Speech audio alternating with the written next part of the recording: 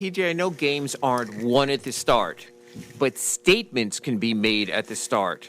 What's it been like? We've seen a bunch of these games lately where you guys get out and just sort of gas on the pedal right away and get going. How does that sort of fuel that team, and what does it feel like in those moments? I actually hate those games when we get out like that. I don't like those games because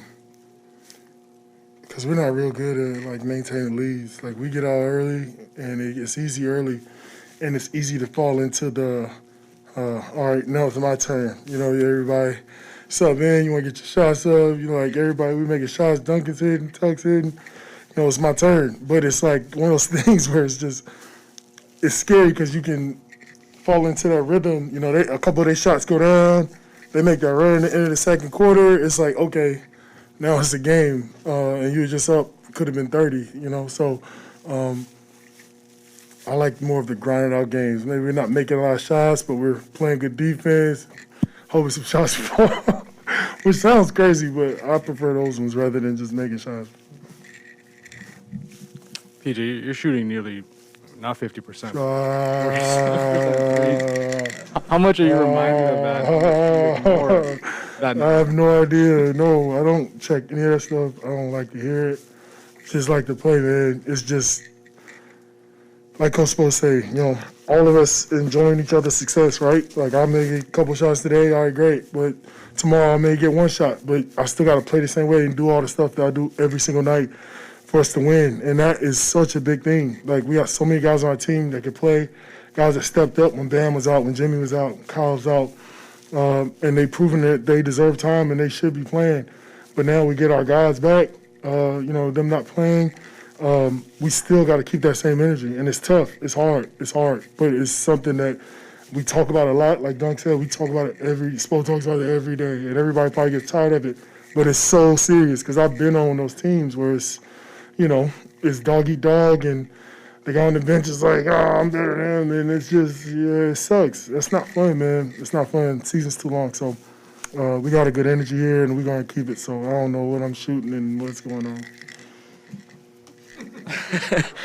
PJ, I was actually going to ask you about that because you've been on a bunch of different teams that, you know, maybe some have had that mentality and some haven't. Why do you think, as a first-year player here, why do you think this team has had it from the start? The sort of the unselfishness and enjoying each other's success, as Eric talks about, instead of sort of, you know, backbiting other players for roles and the kind of stuff that sometimes goes on. Because our roles are super definitive. We have pretty much everybody on our team knows exactly who they are, right? Like, that is a big deal.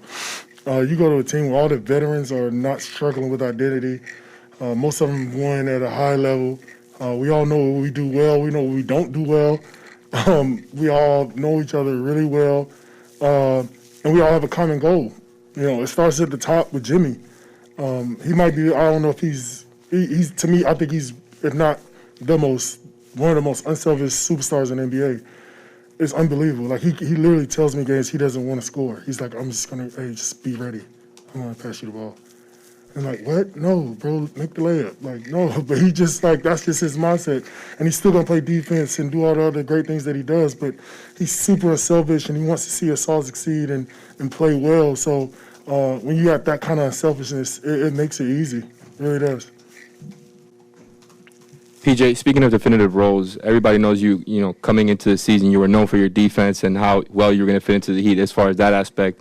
But the offensive side of it, you were known for your corner three-point shooting coming in, obviously the time with the Rockets, all of that. Now you've been empowered as a finisher, coming off the screens, coming off the handoff. Is this the most empowered you've ever been in that aspect, and how does it feel kind of just operating in that role on a consistent basis? I just get more opportunity while offense works. And we actually, they let you shoot twos here, which I haven't been able to shoot twos in a long time. So it took a while for me to get used to that, start working back out and working on that stuff. But it's just, honestly, Spo just letting me play. I don't think he knew that I could play. So that sounds weird, but I mean, like, he knew I could play, but you know what I'm saying? He didn't know that I could really play. So, you know, him letting me bring it up, handle a lot more, be the point man on a lot of plays. Honestly, it's just being able to open up more for our offense because we got so many people that can do it. You know, maybe Bam, Jimmy a lot of times, Kyle. It's just so much. And when you got that kind of opportunity, we could just literally put anybody out there and make things happen, and Spo's really good with that. So definitely probably the most freedom I've had in a while since probably Phoenix.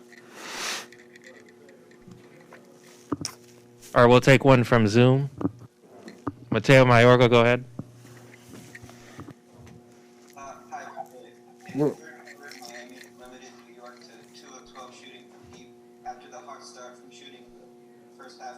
What changed schematically for the Heat in the final 24 minutes defending the three-point line? We didn't change anything. We just got better at it.